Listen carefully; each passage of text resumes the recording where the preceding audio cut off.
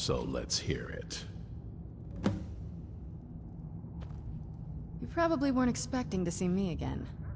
I'd rather not be here either, but I needed to talk to you. It's important, so please just listen, before your friend here loses his patience. Well, it's about me, and the Elder Scroll that was buried with me. The reason I was down there, and why I had the Elder Scroll. It all comes back to my father. I'm guessing you figured this part out already, but my father's not exactly a good person, even by vampire standards. He wasn't always like that, though. There was a turn. He stumbled onto this obscure prophecy and just kind of lost himself in it. He just became absorbed, obsessed. He was kind of sick, actually. The prophecy said that vampires would no longer need to fear the sun. For someone who fancied himself as vampire royalty, that's pretty seductive. Anyway, my mother and I didn't feel like inviting a war with all of Tamriel, so we tried to stop him. That's why I was sealed away with the scroll. I did, but something about you makes me think I can trust you. I hope I'm not wrong. That was the plan, yes. Assuming the rest of them can trust a vampire.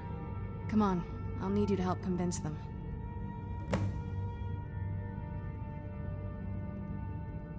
All right, you've heard what it has to say. Now tell me, is there any reason I shouldn't kill this blood-sucking fiend right now? Set my hatred aside? Not a chance. It's what keeps me strong. You'd better know what you're doing. It can stay for now, but if it so much as lays a finger on anyone here, I'll hold you responsible. Got it? You hear me? Don't feel like a guest, because you're not. You're a resource. You're an asset. In the meantime, don't make me regret my sudden outburst of tolerance and generosity.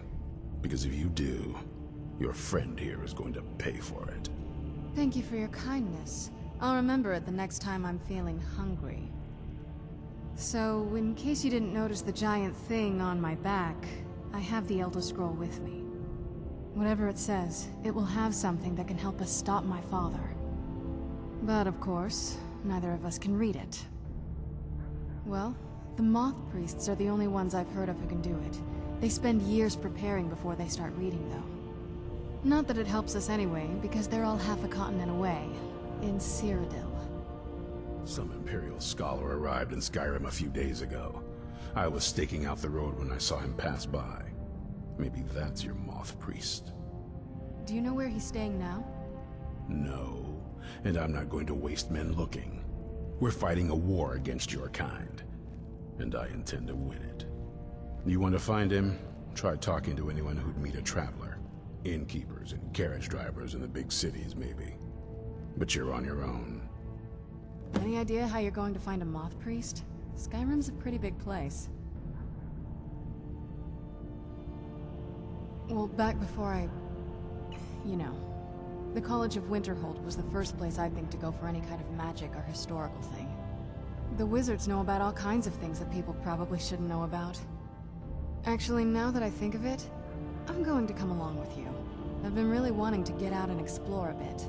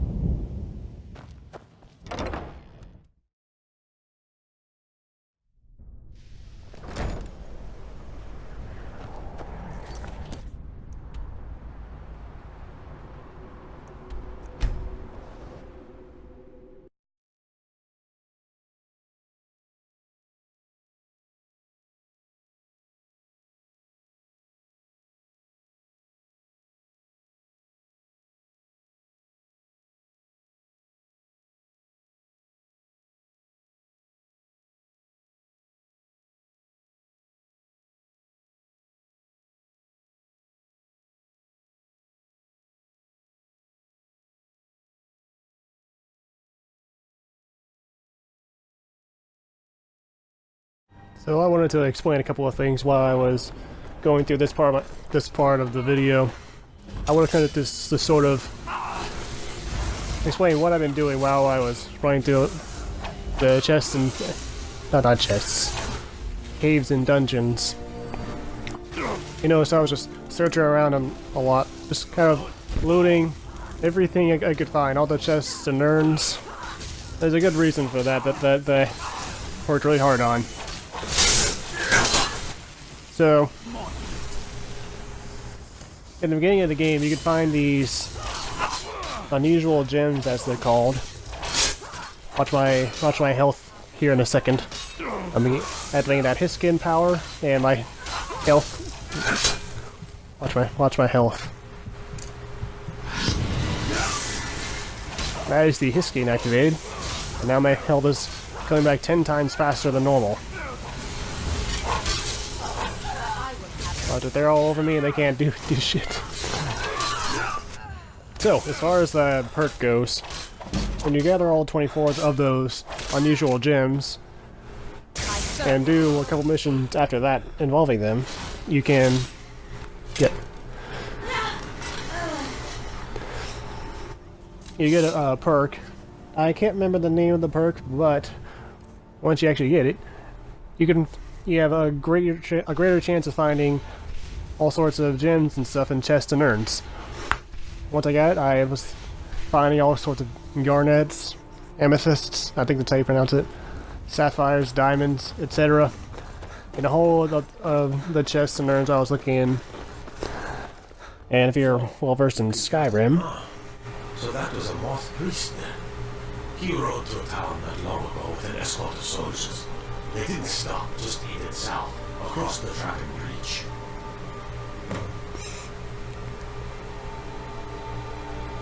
Alright. Alrighty, as these guards don't interrupt me again. So if you're well versed in Skyrim, you can use most of those gems to help you craft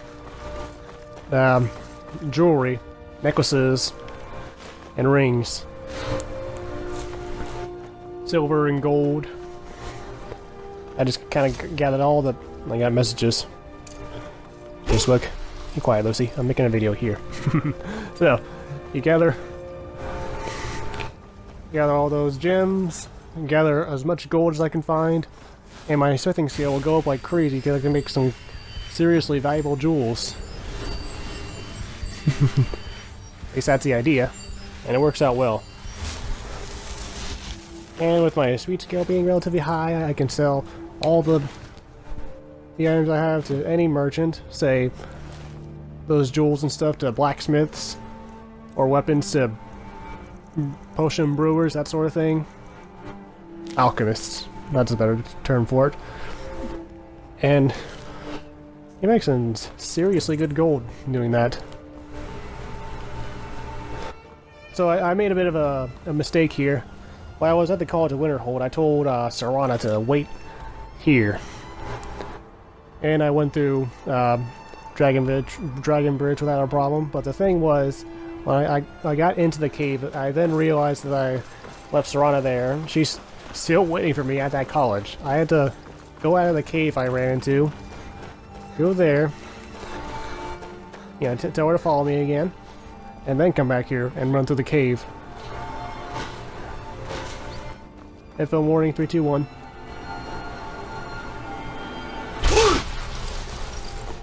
Those shouts are loud as heck on my screen, my end.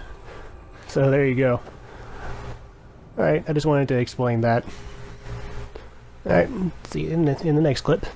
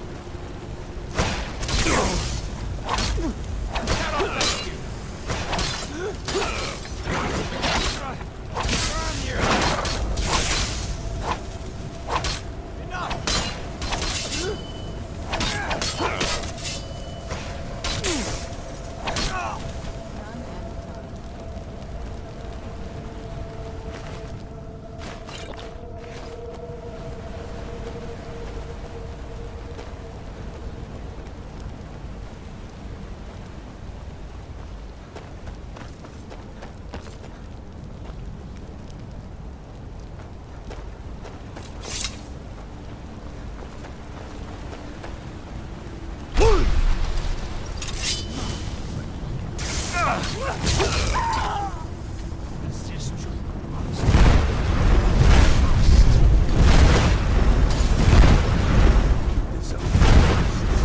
Your mind is strong, but you're exhausted from the struggle.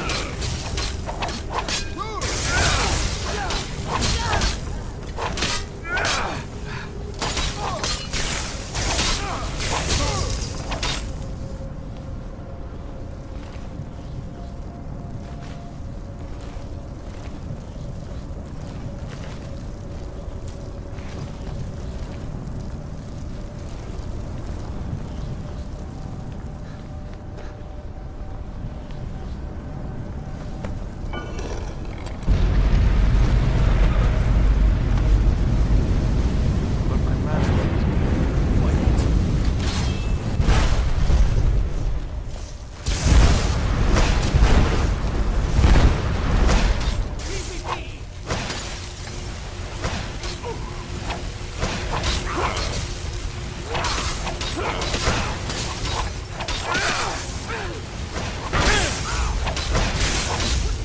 stop! I yield! It wasn't me. You were fighting. I could see through my eyes, but I couldn't. No more! I yield! Dead! This won't end well for you.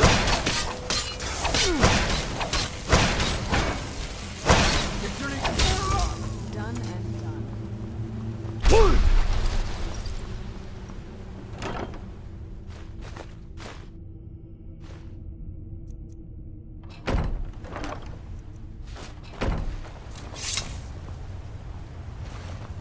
Thank the Divines for you. Not as much as I would like.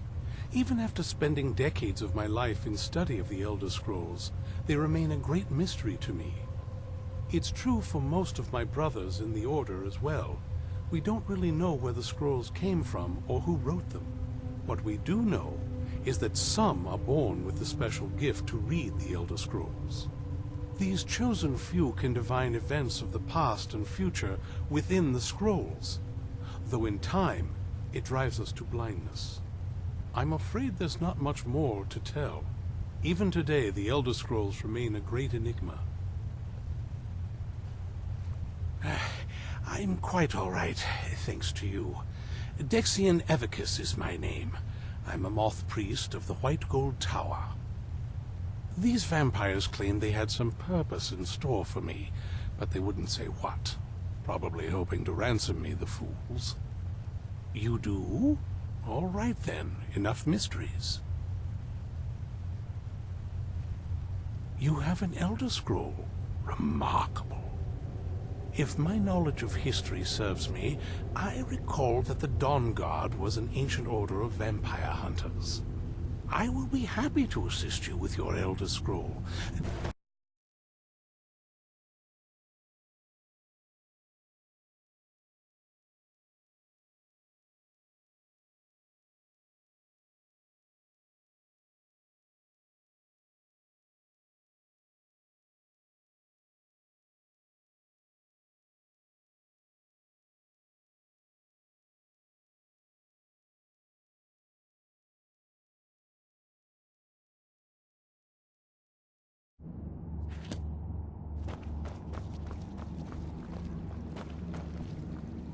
I'm impressed you could find a moth. For the reading? Yeah. Just let the old man know when you're ready. Ah, hello there. It is our sacred duty to study the Elder Scrolls.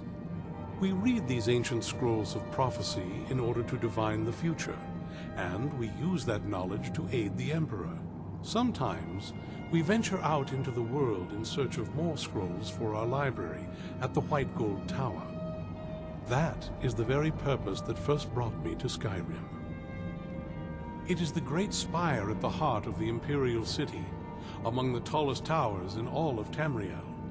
The lower floors are home to the Imperial Council, and the Order of Moth Priests occupies the middle floors. The tower suffered damage in the recent war with the Altmeri Dominion, and is not what it once was. I hope one day to see it restored to its former glory.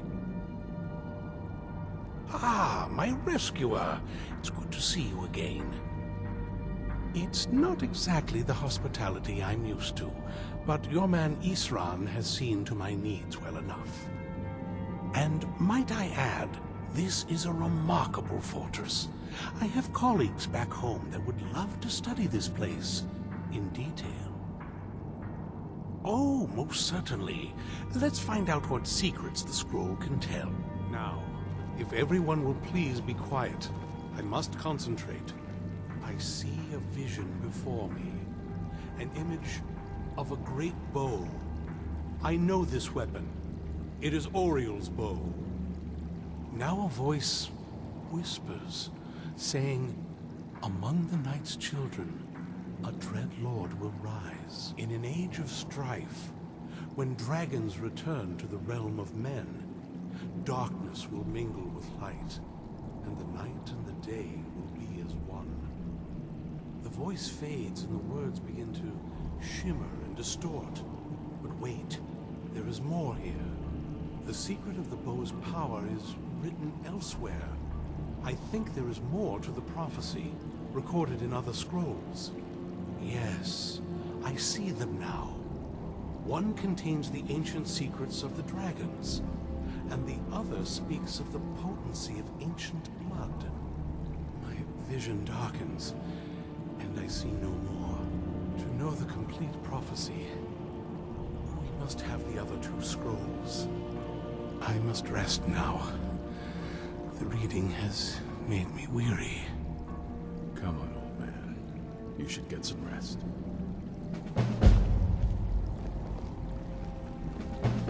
Do you have a moment to talk? That moth priest, Dexian. He said we needed 2 other Elder Scrolls. I think I know where we can start looking. Half the people in your little crew would just as soon kill me as talk to me. That doesn't exactly make me want to open up. I got a warmer welcome from my father, and that's saying something.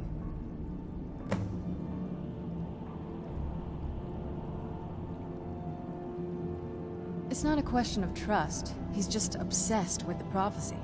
And from what I could tell, 1,000 extra years of obsession haven't made him any better. We should have found him a hobby. I don't even think he sees me as his daughter anymore. I'm just a means to an end. We need to find my mother, Valerica. She'll definitely know where it is. And if we're lucky, she actually has it herself. The last time I saw her, she said that she'd go somewhere safe. Somewhere that my father would never search. Other than that, she wouldn't tell me anything. But the way she said it, someplace he would never search.